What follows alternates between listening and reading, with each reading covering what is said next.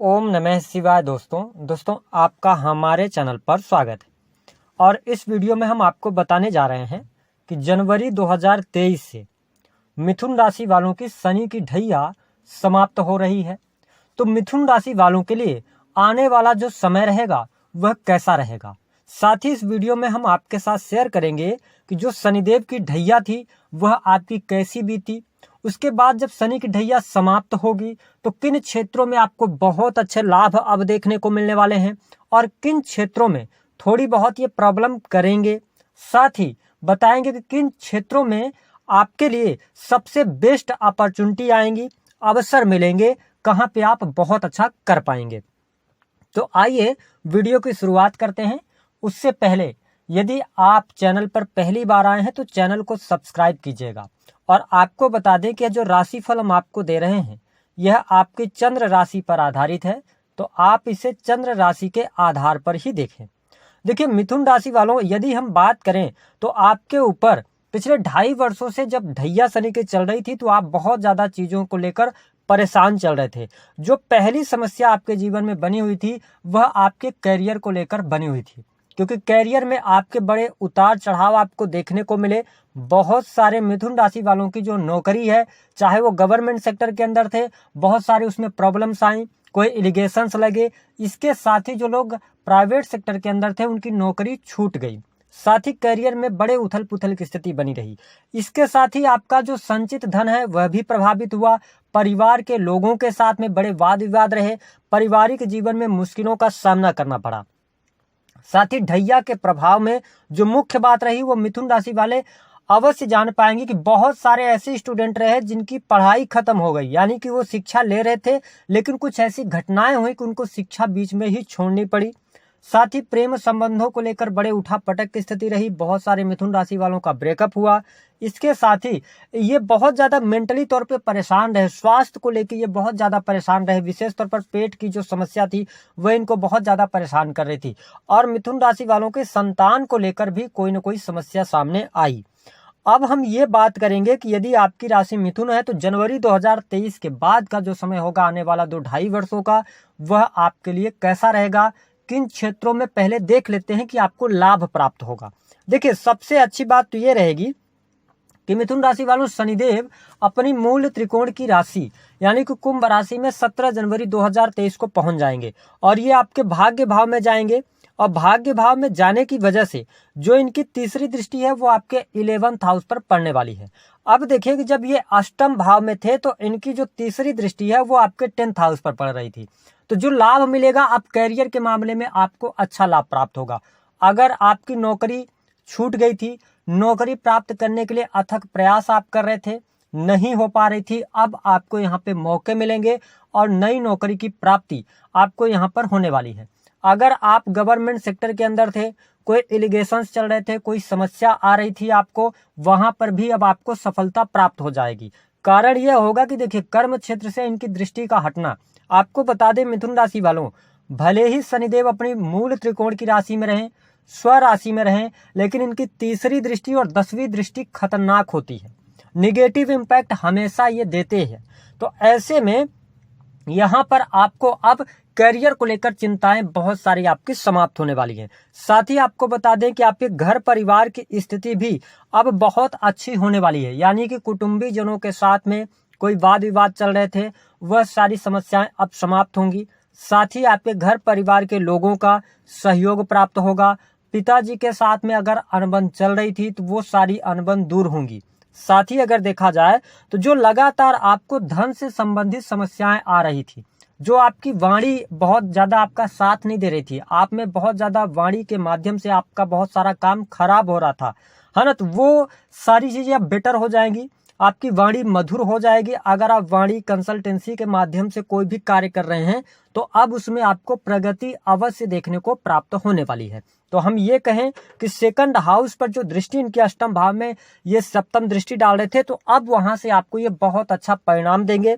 साथ ही हम आपको बता दें कि अब मिथुन राशि वालों जैसे ही शनि की ढैया समाप्त होगी आपके सुख साधन बढ़ने वाले हैं।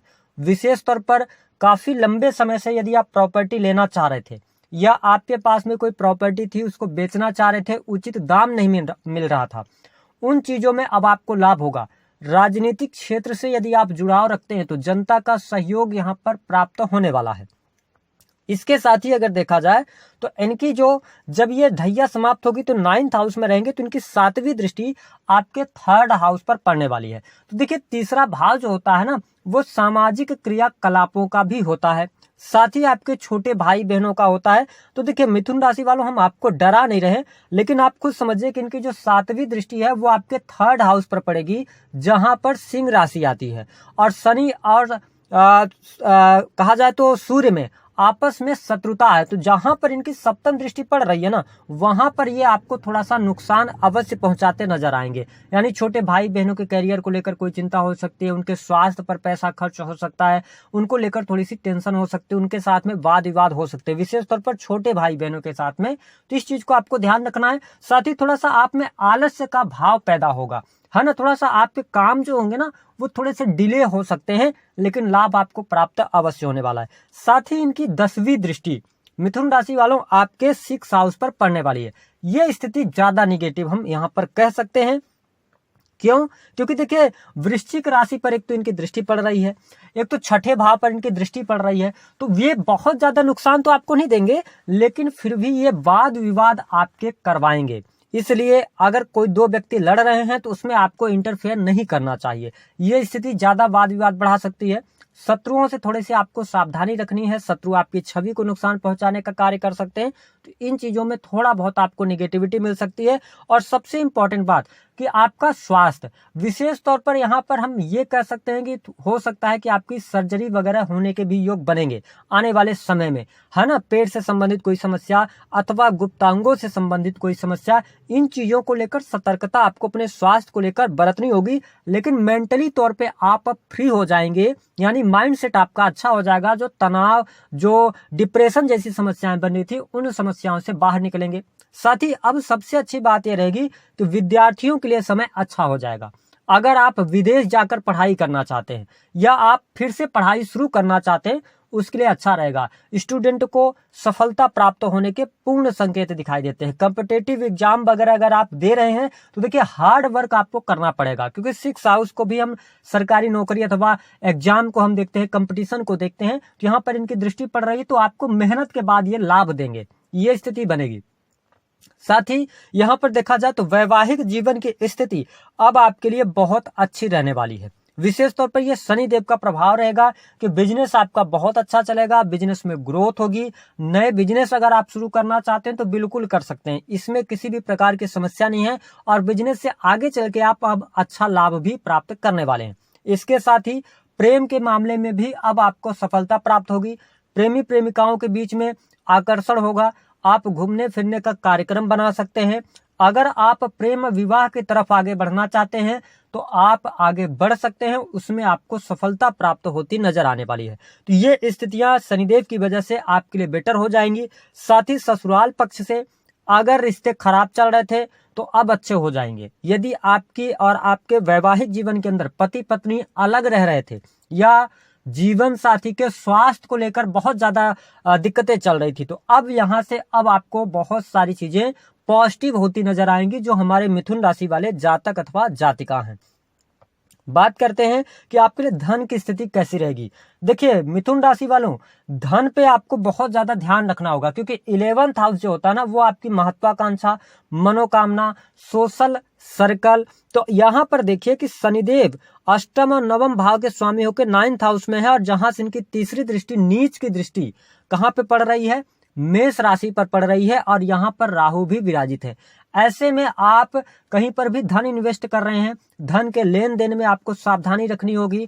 साथ ही जो डेली इनकम है उसमें थोड़ी सी कमी आपको देखने को मिलने वाली है। विशेष तौर पर जो जातक विदेशी भूमि से पैसा कमाते हैं उनके लिए थोड़ा सा ध्यान रखने की आवश्यकता रहेगी। अब बात करते हैं कि आपको उपाय क्या करना चाहिए। देखिए उपाय के तौर पर जो आपके राशि के स्वामी हैं, यदि आपके राशि के स्वामी अच्छे हैं तो आपको लाभ प्राप्त होगा। शनिदेव की स्थिति पहले से बहुत बेटर अब आपके लिए होने जा रही है। तो ऐसे में क्या होगा कि आपको भगवान गणेश जी की आराधना करनी चाहिए। भगवान गणेश को आप दुर्वा अर्पित करें, ये स्थिति बहुत बढ़िया रहेगी। आपके आसपास कोई भी गणेश मंदिर है, आप वहां पे जाके और मूंग चढ़ा सकते हैं। आप उनको मूंग मंदिर में ले जाके दान कर दें, तो ये स्थिति बेहतर रहेगी। इसके साथ मिथुन राशि वालों, सबसे इंपॉर्टेंट बात हम आपको बता रहे हैं कि आप अपने जो वर्किंग हैंड है उसमें एक मल्टी कलर का धागा जरूर बांध लें। अगर हो सके, संभव हो सके तो आप रक्षा मूली सूत्र का इस्तेमाल जरूर करें। अपने हाथ को आप खाली ना रखें। ये स्थिति अगर आप अपनाते हैं तो आपको लाभ मिलेगा। दी गई जानकारी पसंद आई है तो वीडियो को लाइक करें।